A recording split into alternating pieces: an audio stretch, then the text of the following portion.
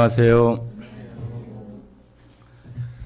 네, 오늘 함께 나누실 말씀은 시편 1편입니다. 시편 1편.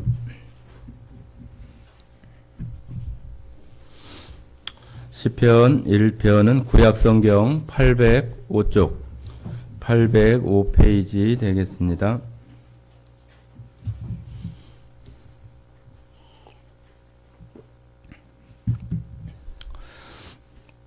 1편 1절부터 6절까지 함께 읽도록 하겠습니다. 같이 읽겠습니다. 복 있는 사람은 악인들의 꾀를 따르지 아니하며 죄인들의 길에 서지 아니하며 오만한 자의 자리에 앉지 아니하고 오직 여호와의 율법을 즐거워하여 그의 율법을 주야로 묵상하는도다. 그는 시냇가에 심은 나무가 철을 따라 열매를 맺으며 그 잎사귀가 마르지 아니함 같으니 그가 하는 모든 일이 다 형통하리로다. 악인들은 그렇지 아니하며 오직 바람에 나는 겨와 같도다. 그러므로 악인들은 심판을 견디지 못하며 죄인들이 의인의 모임에 들지 못하리로다. 무릇 의인들의 길은 여호와께서 인정하시나 악인들의 길은 망하리로다. 네, 지금 새해 들어서 1월 달에는 우리가 어떤 모양으로 또 올 한 해를 살아갈 것인가 하는 것들을 우리가 마음 가운데 주님 앞에 또 기도하고 말할 수 있는 그런 내용으로 저희가 나누고자 합니다. 지난 첫 주일에는 어떤 내용이 있었는지 기억나시나요? 네. 예, 맞습니다. 예. 임마누엘, 하나님께서 우리와 함께 하신다. 아주 기억을 잘 하셔서 감사합니다. 하나님이 함께 하신다고 하는 것을 우리가 말씀으로는 읽고 듣기는 하지만 그것을 실제적으로 우리가 경험하면서 살아가는 거하고는 또 좀 다른 문제거든요. 그래서 우리가 하나님께서 함께 하신다. 이 세상의 모든 어떤 능력과 권세와 모든 힘을 가지고 있는 어떤 사람이 아니라 우주 만물을 창조하신 하나님이 나와 함께 하신다고 하는 것을 우리의 어떤 작은 삶을 통해서 내가 그것을 경험하기도 하고 또 느끼기도 한다면은 그보다 더 우리를 용기 나게 하고 그보다 더 우리를 힘나게 할 수 있는 것은 없습니다. 그래서 하나님께서 예수님을 이 땅에 보내시는 것은 하나님이 우리와 함께 하시고자 하는 하나님과 또 예수님 성령 이렇게 삼위로 계시는 그 하나님이 계시는 이유는 바로 우리 인생들을 사랑하시는 가운데 그 삼위가 있어야지만 우리를 구원하시는 그 일을 완전하고 완벽하게 이루시기 때문에 그 기능적인 그 하나님의 그 일을 위해서 그 삼위가 존재하는 것이지 하나님 한 분만 계시면은 뭐가 안 되기 때문이 결코 아니라고 하는 것을 말씀드려서 하나님께서 우리 작은 각각의 사람들과 함께 하시기 위해서 그 삼위가 필요하시고 우리를 구원하시기 위해서 그 삼위가 필요하다고 하는 것을 우리가 늘 기억해야 됩니다. 그냥 뭐 하나님이니까 삼위가 계신 것이 아니라 우리 자신들을 구원하시고 우리와 함께 하시고자 하시기 때문에 그 삼위로 계시는 거라고 하는 거예요. 그래서 오늘은 우리 시편 1편에 나오는 그 3절에 나오는 시냇가에 심기운 나무라고 하는 그런 내용으로 그 주제를 한번 같이 나누고자 합니다. 시편 1편의 내용들을 우리가 좀 뭐 강해하듯이 좀 이렇게 말씀을 드리기는 할 텐데 여기 복 있는 사람과 마지막 절에 보면은 악인은 망한다 하는 것으로 아주 극명하게 대립이 되는 대조되는 그러한 모습으로 말하고 있어서 복 있는 사람과 악인에 대한 내용으로 어찌 보면 두 갈래의 그 모습을 나누고 있습니다.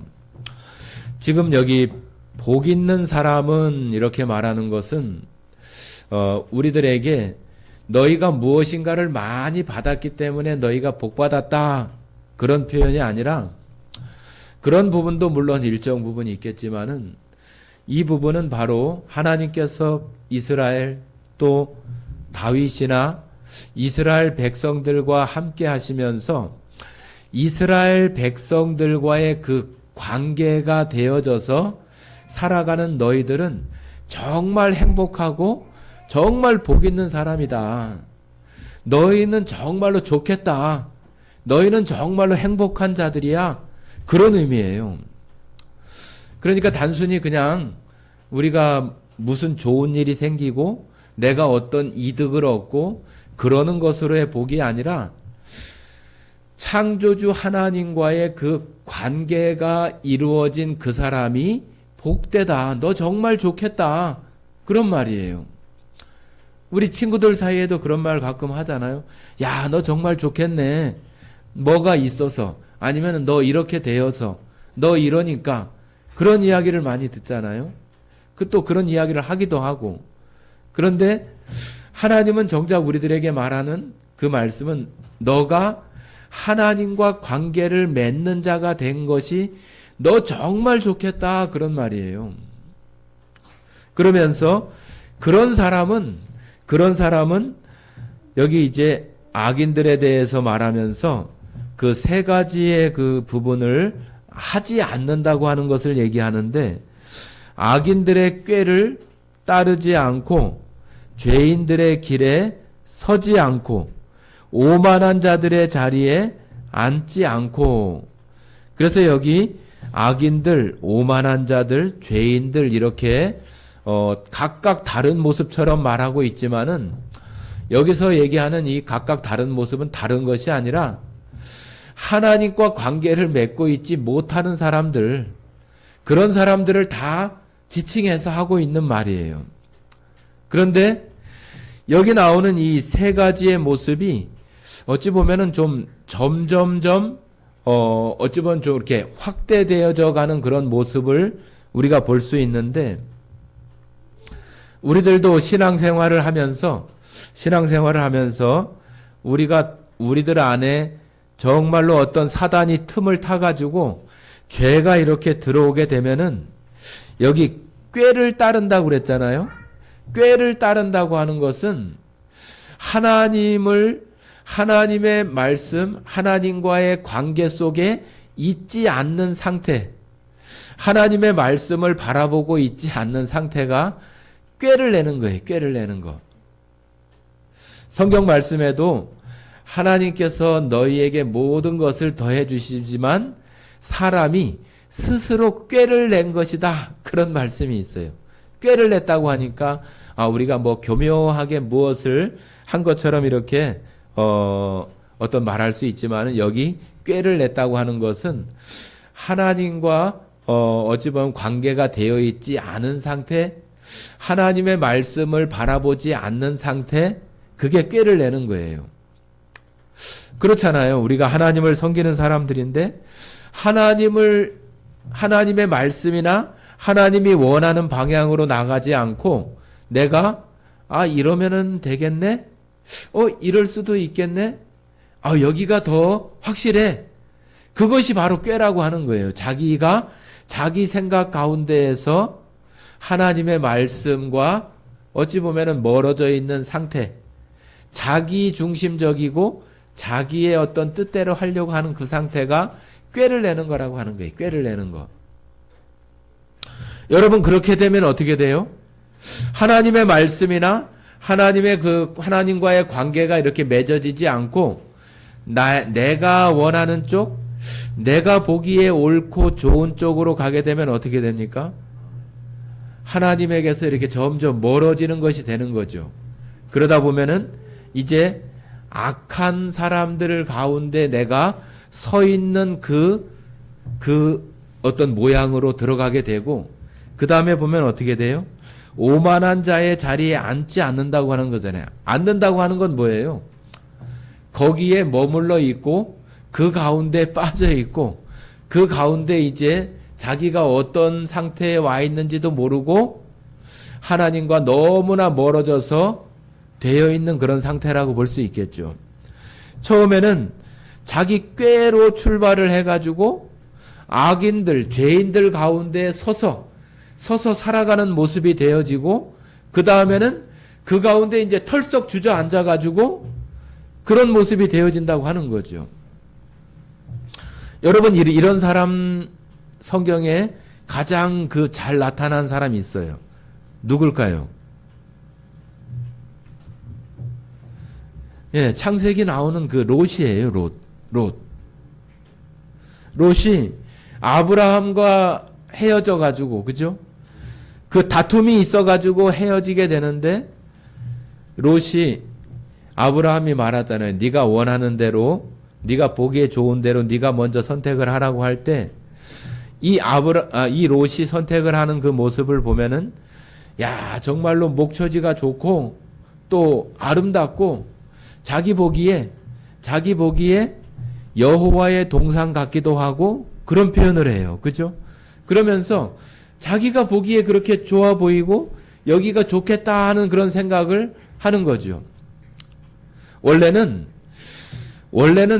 아브라함과 롯이 떨어지면 안 되는 거죠. 떨어지지 않고 거기서 그 종들이나 짐승들이나 그것들을 잘 목축하고 또 잘 돌볼 수 있는 그런 방법을 찾아야 할 것인데 그러하지 못하고 헤어지게 되는 그런 가운데에서 롯이 자기 꾀를 통해서 정말로 좋은 곳이라고 생각하는 그쪽을 향해서 걸어가죠.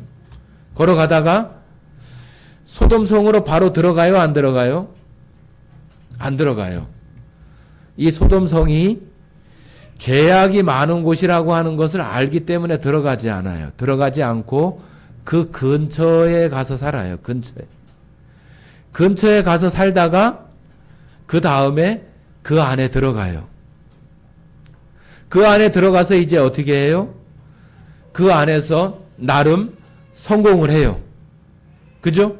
성공을 해서 창세기 19장에 보면은 롯이 소돔 성문에 앉았다가 천사들이 오는 것을 발견하잖아요.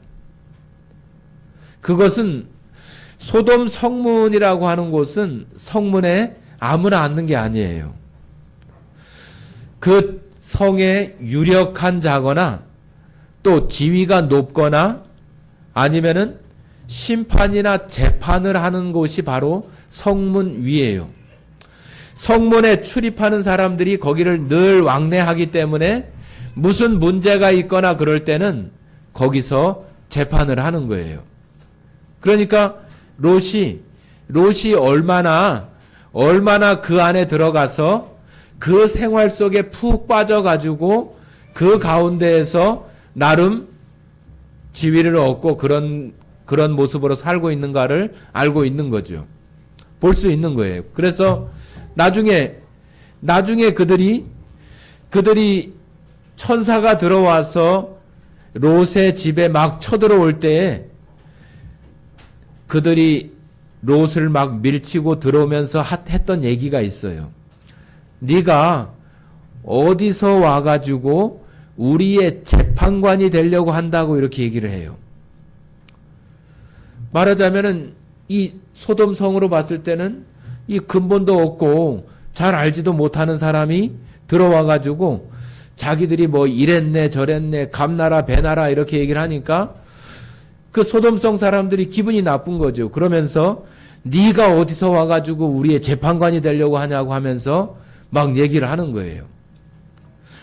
이 롯의 모습이 바로 그런 거예요. 우리가 복 있는 사람으로 하나님의 사람으로 우리가 살아가지만은 우리가 하나님의 말씀과 멀어져서 나의 꾀를 쫓기 시작을 하면은 그것이 어느 순간 바로 되어지기보다는 일정 어느 시간 또 세월이 지나서 내가 언제 그 가운데 들어와 있는지도 모르게 죄악 가운데 지금 들어와서 있다고 하는 것을 볼 때가 있어요. 그것이 바로 여기서 말하고 있는 복 있는 사람은 하나님과의 그 관계가 올바르게 잘 형성되어 있는 그런 사람은 이렇게 하지 말아라. 이런 삶을 살지 말아라 하고 이렇게 이야기하는 거죠. 그러면서 어떤 삶이 마땅하냐 하면은 오직 여호와의 율법을 즐거워하여 그의 율법을 주야로 묵상하는도다. 여기 율법이라고 하는 것은 뭐 십계명이나 하나님께서 해라 마라 그런 것만 말씀하는 것이 아니라 하나님의 입으로 말씀하시는 모든 것들이에요. 그래서 하나님의 사람은, 복 있는 사람은 그 하나님의 말씀을 즐거워하고 그의 말씀을 주야로 묵상하는 거다. 이 묵상한다고 하는 것은 그냥 뭐 생각하고 그 정도가 아니라 그것을 계속 이렇게 되풀이하고 되뇌이고 우리가 짐승들 소나 뭐 염소나 그런 것들이 새김질을 하잖아요. 토끼나 그런 것들이. 그런 것처럼 하나님의 말씀을 계속해서 되뇌이고 또 곱씹어보고 생각하고 그런 모습 가운데 살아가는 사람이 복 있는 사람이고 하나님과 정말로 그 관계를 잘 맺으며 살아가는 사람이라고 말할 수 있는 거예요. 자, 3절에 보면은 오늘 이제 주제 말씀에 나오는 그는 시냇가에 심은 나무가 철을 따라 열매를 맺으며 그 잎사귀가 마르지 아니함 같으니 그가 하는 모든 일이 다 형통하리로다. 자, 여기 시냇가에 심은 나무라고 이렇게 표현을 해서 여러분들 뭐 잘 아시는 것처럼 우리나라는 뭐 아무데나 이렇게 나무를 심어도 뭐 잘 자랄 수 있는 그런 뭐 품종이나 그런 것들이 아주 다양하게 많겠죠. 그러나 여기 팔레스타인 이 지역, 이 사막과 같고 황량하고 이런 광야 같은 이런 땅에는 물이 절대적으로 부족하기 때문에 그냥 나무가 심는다고 잘 자라질 않아요. 그렇기 때문에 여기 시냇가에 심은 나무라고 하는 것은 그냥 뭐 우리나라 저 지리산이나 좋은 어떤 곳에 가면은 그 개천이 이렇게 항상 흘러가는 그런 거를 생각하시면 안 됩니다. 여기 이 이스라엘 땅, 이 팔레스타인 이 지역은 우기 때는 물이 있다가도 건기가 되면은 여기가 뭐 개천이었는지 뭐 들판이었는지 구분할 수 없을 만큼 물이 너무 귀한 지역이에요. 그러다 보니까 여기 시냇가라고 이렇게 표현한 것은 마치 그 물을 잘 공급받을 수 있도록 옛날 논들은 다 이렇게 뭐 다랑이 논이라고 그래가지고 뭐 삐뚤삐뚤 꾸불꾸불 그냥 땅 생긴 대로 물 받기 좋은 뭐 생긴 대로 이렇게 땅들이 되어 있지만 그 개간을 해가지고 경지 정리를 한 데는 어때요? 바둑판처럼 반듯반듯하게 돼 있잖아요. 그런 것처럼 여기 시냇가에 심은 나무다 그런 얘기는 그런 것들을 잘 조성해 놓은 가운데 심기운 나무를 얘기해요. 그러니까 그런 나무는 철을 따라 열매를 맺으며 그 잎사귀가 마르지 아니함 같으니 그가 하는 모든 일이 다 형통하다. 여기 형통하다고 하는 것은 우리가 얼른 생각할 때는 다 내가 하는 일이 다 잘 되고 성공하고 그러겠구나. 그런 그 표현보다는 하나님께서 우리 자신들을 통해서 이루고자 하시는 일들을 형통하게 이루어 간다고 하는 의미예요. 우리가 잘 아는 그 요셉 마찬가지잖아요. 그죠? 요셉이 자기가 꾼 꿈을 생각하면서 자신이 그 오랜 시간 동안에 걸쳐서 하나님이 형통하다고 얘기하는 그 말씀들이 안 맞는 부분들이 많이 있잖아요. 우리 생각으로 하면은 감옥에도 안 가야 되고 또 모함도 안 받아야 되고 그런 것들이 있는데도 불구하고 하나님 말씀에 보면은 요셉이 하나님을 의지함으로 그가 형통하였더라, 형통하였더라, 계속 그렇게 말씀을 하신단 말이죠. 그래서 하나님께서 요셉에게 그 꿈을 보여주신 것은 너의 그 삶을 통해서 내가 너의 삶에 들어가서 나의 뜻을 너와 이루겠다고 하시는 말이잖아요. 그렇기 때문에 여기 나오는 이 형통이라고 하는 말도 야 그냥 뭐 만사형통 오케이 그런 의미보다는 하나님께서 여러분들 각각들 또 저에게도 마찬가지고 너를 통해서 이루고자 하는 일들을 하나님께서 그 일들을 형통하게 이루겠다고 하는 거예요. 어떨 때 시냇가에 심기운 나무로 우리가 살아갈 때 시냇가에 심기운 나무가 뭐 우리가 더 이상 설명하지 않아도 얼마나 잘 자라고 얼마나 정말로 시기가 되고 때가 되면은 열매가 맺고 또 아름다운 꽃이 피고 그런 모양으로 어찌 보면은 어때요? 저절로 그렇게 되는 거잖아요. 그 땅 속에서 양분을 아주 풍족하게 흡수하고 그 시냇가에 흐르는 그 물을 통해서 그 수분을 충분하게 이렇게 흡수한다면은 그 나무가 땡땡 마르고 열매도 맺지 못하고 말라 죽고 그렇게 되겠어요? 그렇게 될 수 없는 거죠. 뿌리에서 공급하는 그러한 힘들이 있기 때문에 시절이 되고 때가 되면은 잎사귀가 나고 무성하게 되고 꽃이 피고 열매가 맺게 되는 그러한 일들을 어찌 보면은 너무 자연스럽게 자동적으로 되어지는 거예요.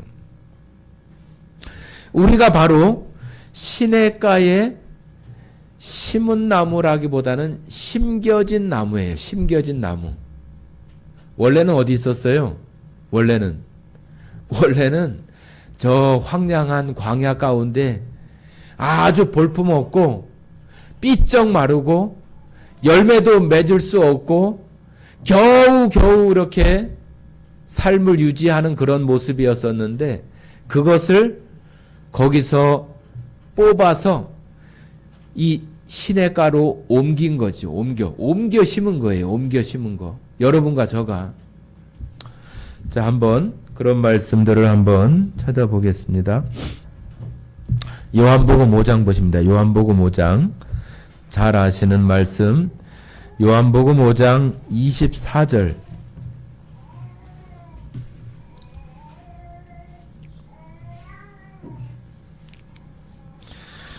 요한복음 5장 24절.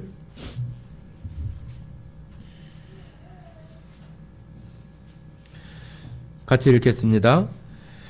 내가 진실로 진실로 너희에게 이르노니 내 말을 듣고 또 나 보내신 이를 믿는 자는 영생을 얻었고 심판에 이르지 아니하나니 사망에서 생명으로 옮겼느니라. 저 황량한 그 광야 그 땅에서 사망 가운데 있는 그 땅에서 생명으로 옮겼다고 하는 거죠. 자, 다시 골로새서 보시겠습니다. 골로새서 1장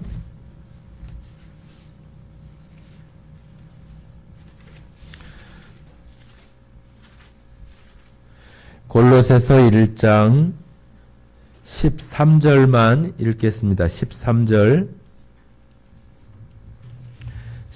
같이 읽겠습니다. 그가 우리를 흑암의 권세에서 건져내사 그의 사랑의 아들의 나라로 옮기셨느니라. 자, 앞으로 옮겨갈 거예요. 벌써 옮겼어요.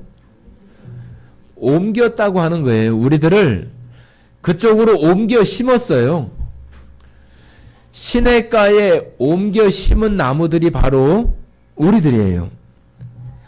자, 앞으로 넘겨서 로마서도 한번 봐볼까요? 로마서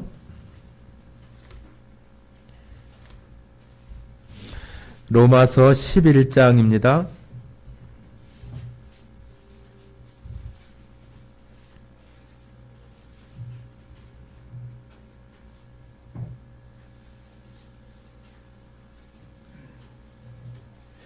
로마서 11장 신약성경 255쪽 17절 한번 읽어볼까요? 17절. 많은 내용 읽을 수가 없으니까 17절 한번 읽어보겠습니다.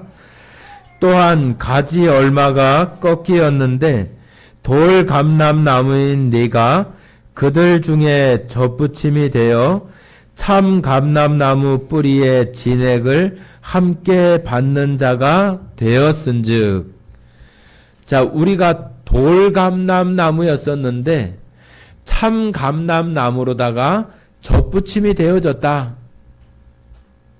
마치 광야에 심겨진 아주 생명력이 없는 그러한 나무를 시냇가에 옮겨 심는 것처럼 가지를 꺾어다가 참 감람나무에다가 접붙임을 해서 우리를 옮겼다고 하는 거예요.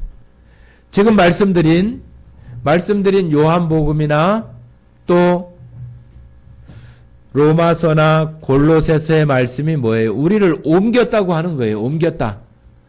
그 아들의 나라로 옮겼다. 또 사망에서 생명으로 옮겼다. 우리가 돌 감람나무에서 참 감람나무로 접붙임으로 옮겼다고 하는 거예요. 옮겼다.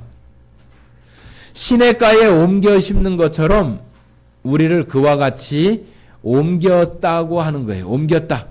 벌써 우리를 그 가운데 옮겨버렸다고 하는 거죠. 옮겨버렸다. 자, 에레미야 17장 한번 보시면 돼요. 에레미야 17장.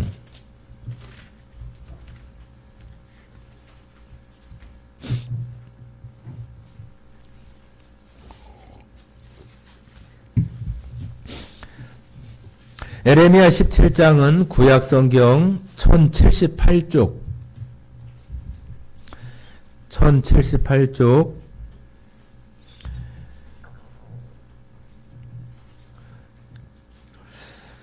7절 8절 한번 읽어보겠습니다. 7절 8절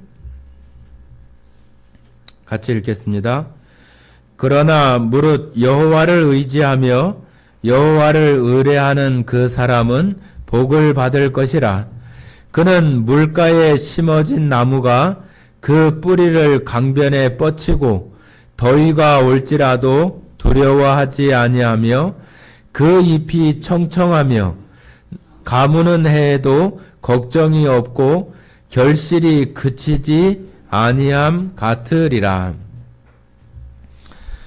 에레미야를 통해서도 물가에 심겨진 나무가 어떤 모양이 되어질 것이라고 이렇게 설명하고 있어서 여러분과 저가 하나님께서 이 죄악된 세상 가운데 멸망받을 심판받을 이 세상 가운데에서 우리를 뽑아가지고 하나님의 그 생명수 강가로 하나님의 생명수 강가로 우리를 거기다가 옮겨 심은 거예요. 옮겨 심었어요. 우리가 그와 같이 옮겨 심은 자들이 되어졌기 때문에 이제는 우리가 죄인들의 길에 오만한 자의 또 악인들의 꾀에 우리가 그런 삶을 살아가서는 안 된다고 하는 거죠.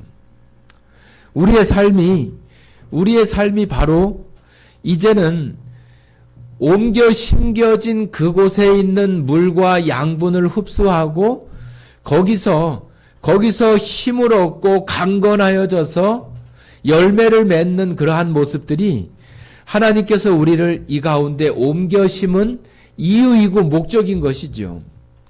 그냥 너 죽어가니까 거기다가 그냥 심기고 너 살든지 말든지 내버려 두는 것이 아니라 우리로 하여금 모든 것들을 다 흡수하고 다 공급받아서 우리가 하나님 원하시는 그러한 열매와 풍성한 삶을 살아갈 수 있게 하시는 것이 하나님께서 우리를 이 생명수 강가로 옮기신 이유라고 하는 거예요. 자, 우리 요한계시록 보십니다. 요한계시록 22장입니다.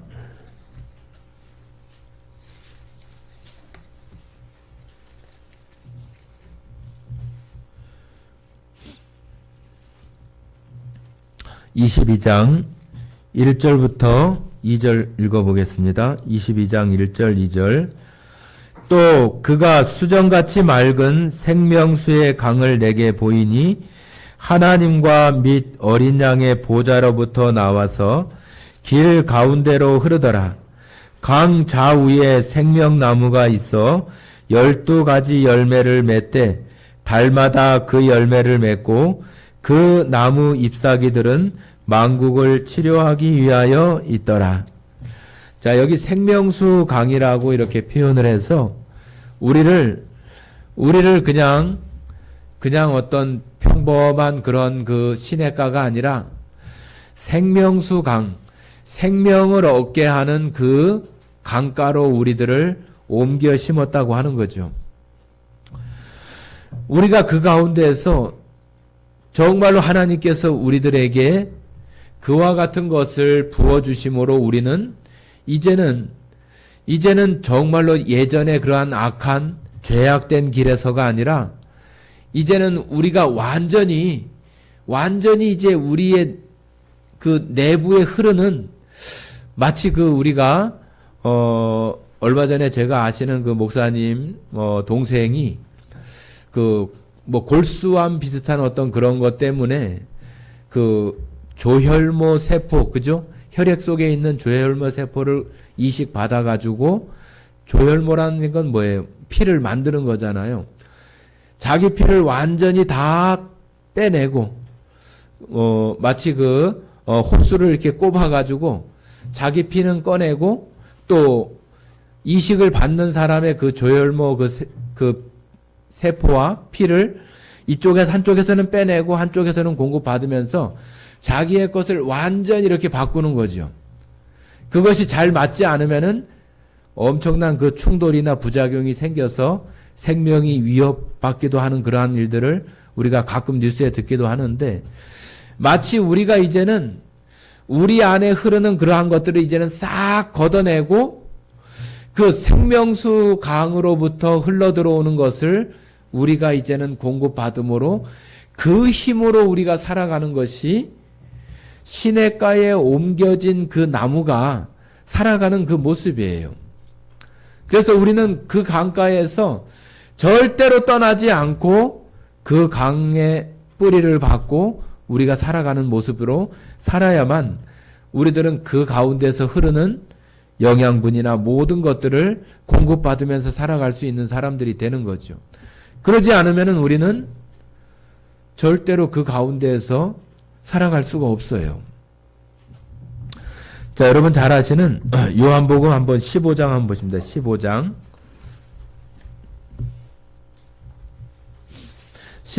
포도나무에 대한 말씀을 여러분 잘 아시는데요.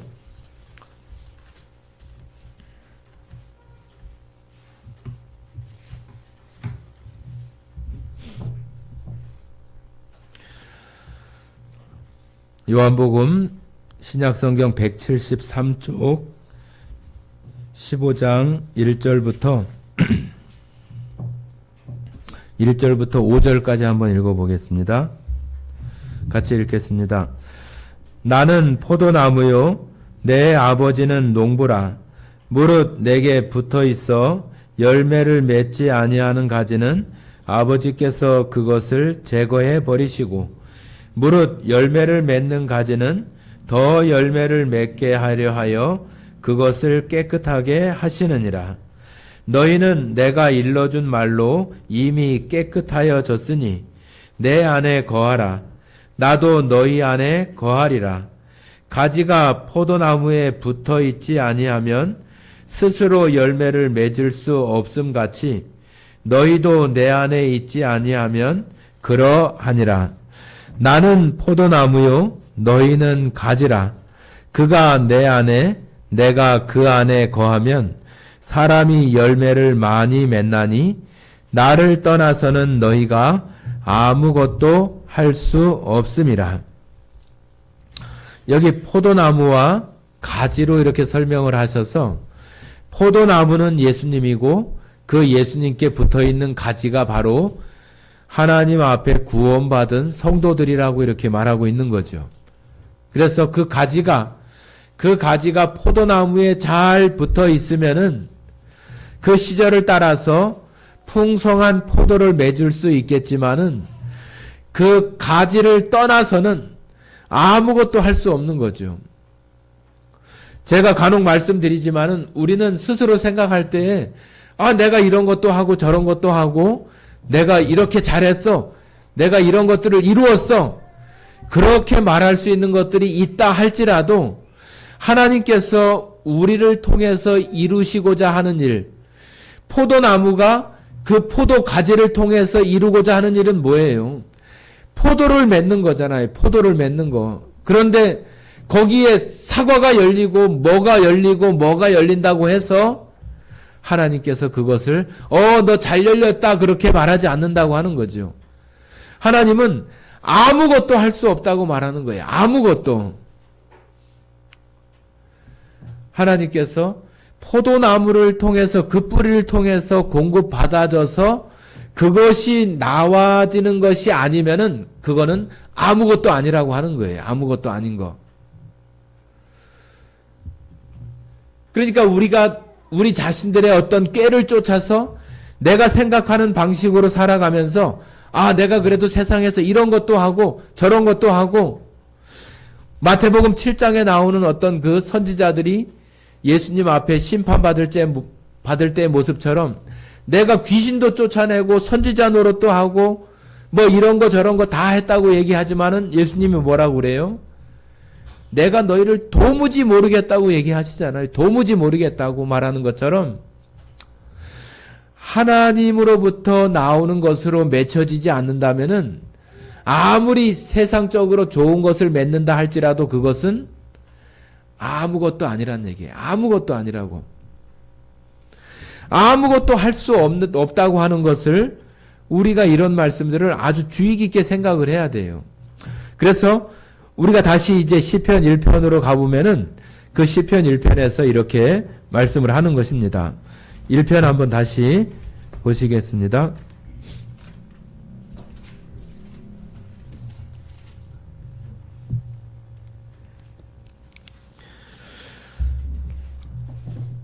(3절까지는) 아주 시편 1편 3절까지는 하나님과 관계를 맺은 아주 복받은 사람, 아주 행복한 사람들에게 어떠해야 된다고 하는 것과 이런 모습들이 있다고 말씀하시지만 4절부터는 그 악인들에 대한 그 이야기를 하고 계시는데 4절 한번 같이 읽어보겠습니다. 시편 1편 4절 같이 읽겠습니다. 악인들은 그렇지 아니하며 오직 바람에 나는 겨와 같도다. 겨가 뭐예요? 겨는 곡식을 이렇게 탈곡이나 방아를 찢고 나면은 그 껍데기를 주로 겨라고 이렇게 표현하는데 그 겨는 이제 아무것도 아닌 거예요. 그냥 바람에 불려가거나 아주 작은 어떤 그 먼지나 그런 것이 되어져서 사라져 버리는 거죠. 우리가 세상에 허무한 일을 할 때 허공에 뭐 구름을 잡는 것 같고 허공에 무엇을 이렇게 하는 것처럼 이렇게 표현하는 것처럼 아무것도 아닌 어떤 그런 것이 되어지고 마는 거죠. 이 땅에 태어나서 살아가는 모든 사람들이 하나님으로부터 정말로 그 생명 시냇가에 옮겨 심음을 받은 그 사람들이 아니라면은 아무것도 아닌 거예요. 아무것도 아닌 거예요. 아무리 성공을 하고 대통령이 되고 무엇이 된다 할지라도 하나님 보기에는 아무것도 아닌 거예요. 아무것도 아닌 거. 우리가 초라하고 볼품없고 그런 가운데 살아간다 할지라도 하나님의 그 생명 시냇가에 심겨진 나무로 우리가 살아간다고 한다면은 그것은 하나님 앞에 의미가 있는 것이며 하나님 앞에 영원히 남을 수 있는 그 일들을 영원히 남을 수 있는 열매들, 영원히 남을 수 있는 그 결과물들을 우리가 만들 수 있는 또 만들어내게 하시는 그 힘을 받을 수 있는 그런 사람들이 우리가 될 수 있어서 하나님께서는 우리들에게 아무것도 아니라고 말하는 것이 아니라 내가 너를 통해서 너와 함께 나의 일을 나타내게 하시는 그것으로 의미 있고 영원히 남을 수 있는 그러한 것으로 우리들 가운데 이루어 가신다고 하는 거예요. 자, 시편 1편 5절을 보시면은 그러므로 악인들은 심판을 견디지 못하며 죄인들이 의인들의 모임에 들지 못하리로다. 이 완전한 구별과 구분이죠. 악한 사람들이라고 하니까 뭐 머리에 뿔 나고 뭐 무섭게 생기고 그런 것이 아니에요. 하나님과 올바른 관계가 맺어지지 못한 사람들은 다 악한 사람들이에요. 아무리 선행을 많이 하고 봉사를 많이 하고 그런다 할지라도 그거 가지고 하나님과 관계가 맺어질 수 없어요. 하나님과 관계가 맺어지려고 한다면은 예수님의 피를 통하지 않고는 어느 누구도 하나님과 관계를 맺을 수 없어요. 그 관계를 맺지 못한 사람들은 다 악한 사람들이에요. 의인들과 악인은 아주 영원히 함께 할 수 없는 그런 가운데 완전히 구별되어지고 완전히 나눠지고 악인이 의인의 회중에 또 그 모임에 들어오려고 해도 들어올 수 없는 거예요. 우리가 직장을 들어가든지 어디를 가도 내가 거기에 속했다고 하는 그 증명이나 내가 어디에 이렇게 체크를 한다면 그 인식이 되어져야 들어갈 수 있는 그런 것들이 요즘 얼마나 많아요. 그러지 않으면은 들어갈 수가 없어요. 의인들의 모임 가운데 들어오려면은 의인들의 모임에 들어올 수 있는 그 인식표를 가지고 있어야 되고 거기에 들어올 수 있는 자격을 갖추고 있어야 되는 거죠. 아무리 자기가 다른 데서 좋은 어떤 지위와 또 좋은 어떤 조직에 들어가 있는 사람이라 할지라도 거기 딱 들어와서 딱 체크를 하면은 인식할 수 없는, 알 수 없는 것이라고 이렇게 나오는 거예요. 그러므로 우리들이 이 땅에 살아가는 날 동안에 하나님은 우리의 어떤 그 짧은 시간이 아니라 우리의 일평생이라고 하는 그 긴 시간 동안에 하나님께서는 여러분과 저에게 하나님께서 이루고자 하는 그 뜻을 두시고 그것을 계속해서 우리와 함께 일을 하시려고 하는 거예요. 그래서 그런 것들을 통해서 세상 가운데 하나님 자신을 보여주고 나타내시는 그런 일들을 하고자 하시는 거죠. 자, 6절입니다. 시편 1편 6절. 무릇 죄인들의 길은 의인들의 길은 여호와께서 인정하시나 악인들의 길은 망하리로다. 자, 의인들의 길은 여호와께서 인정하신대요.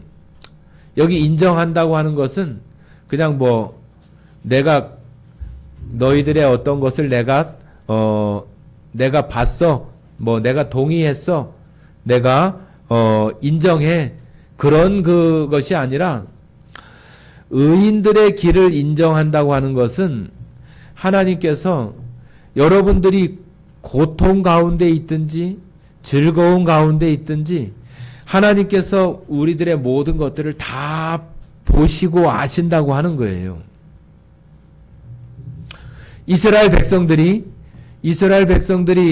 애굽의 노예 생활을 하고 있을 때 하나님께서 그들을 모세를 통해서 건져낼 때 뭐라고 얘기하십니까?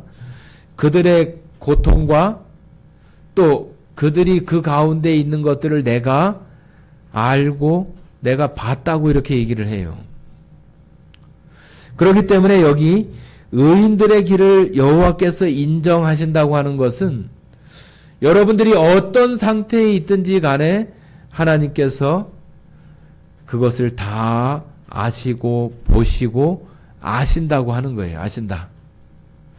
그러면서 그 아시는 가운데 우리의 삶을 통해서 하나님은 이스라엘 백성을 애굽에서 건져내시고 또 그들이 죄 가운데 있고 우상 숭배하는 데 있고 그런 가운데 있지만은 그것을 하나님은 계속 보시고 그들을 인도해 가시고 보호하시고 나아가시는 그러한 모습들이 있잖아요. 그것이 짧은 시간이 아니라 긴 시간 동안 되어지는 거예요. 여러분과 저에게도 마찬가지예요. 우리가 24시간 1년 내내 하나님만 이렇게 맨날 이렇게 바라보고 그런 삶으로 우리의 삶이 되어지지 않아요. 넘어질 때도 있고 곁길로 갈 때도 있고 그런 모습이 있지만은 우리가 시냇가에 심기운 그런 나무로 살아가는 속에서 하나님께서 우리를 보시고 인도하시고 또 보호하시고 그런 가운데 우리가 살아간다고 하는 거예요. 시냇가에 심기운 나무가 자기가 무슨 뭐 딴짓을 한다든지 그런다고 해서 그 뿌리로부터 들어오는 그런 공급함이나 그런 것을 못 받는 것이 아니잖아요.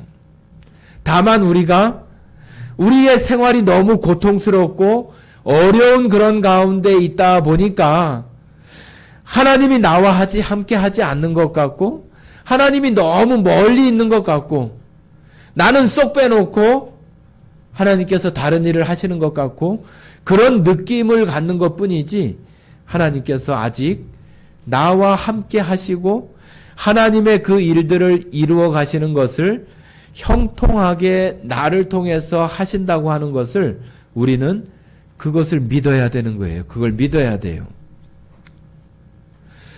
하나님이 나를 하나님의 그 능력 가운데 공급하셔서 그런 것을 통해서 하나님은 하나님의 일을 나와 함께 역사하시고 이루어 가신다. 나는 저 황량한 그런 광야 가운데 그런 나무가 아니라 시냇가에 생명수 강가에 지금 옮겨 심겨진 그런 나무이다. 내가 어렵고 힘들 때도 있지만 여전히 나의 그 심령 속에서 나의 그 근원 속에서 생명 되시는 그 하나님 예수님으로부터 모든 것들을 지금 공급받고 나에게 공급해 주시는 그분이 있다고 하는 것을 우리가 믿어야 되는 거예요. 어려움 가운데 있어도 믿어야 되고 즐거움 가운데 있어도 믿어야 되고 고통 가운데 있어도 그 사실을 믿어야 돼요. 나는 하나님께서 나를 생명수 강가에 옮겨 심은 그런 나무이다. 내가 하나님의 그 진액들을 흡수하고 내가 살아가는 사람이라고 하는 것을 여러분들이 기억하고 잊지 말아야 돼요. 그래야만 내가 어디를 가든지 무슨 생활을 하든지 나는 나에게 공급해 주시는 그 힘으로 내가 살아갈 수 있는 거예요. 하나님께서 예수님을 통해서 예수님이 이 땅에 포도나무가 되어주시고 예수님이 이 땅에 생명이 되어주셔서 거기에 붙어있는 우리들을 하나님의 모든 것으로 공급하셔서 하나님이 기뻐하시는 열매들을 내게 하시기 위해서 우리들을 구원해 주시고 우리들을 가지로 삼으셨잖아요. 생명수 강가로 시냇가로 옮겨 심은 나무가 되었잖아요. 여러분 우리의 삶, 우리 자신의 어떤 그러한 모습만 보지 말고 하나님께서 나를 시냇가에 옮겨 심고 생명수 강가에 옮겨 심은 그런 나무라고 하는 것을 절대로 잊어서는 안 돼요. 내가 바로 하나님과 그런 관계에 있는 천사들도 우리를 보면은 야, 너 정말로 좋겠다. 너 정말로 좋겠네. 어떻게 천지의 주제이시고 모든 만물의 창조주이신 그 하나님의 사랑을 네가 받는 자가 되었어? 정말로 너 좋겠네. 정작 그렇게 되어진 우리가 그게 좋은지 안 좋은지를 모르고 살아간다면 얼마나 불행한 거예요. 그죠? 자, 우리 에스겔 47장 한번 보십니다. 에스겔 47장.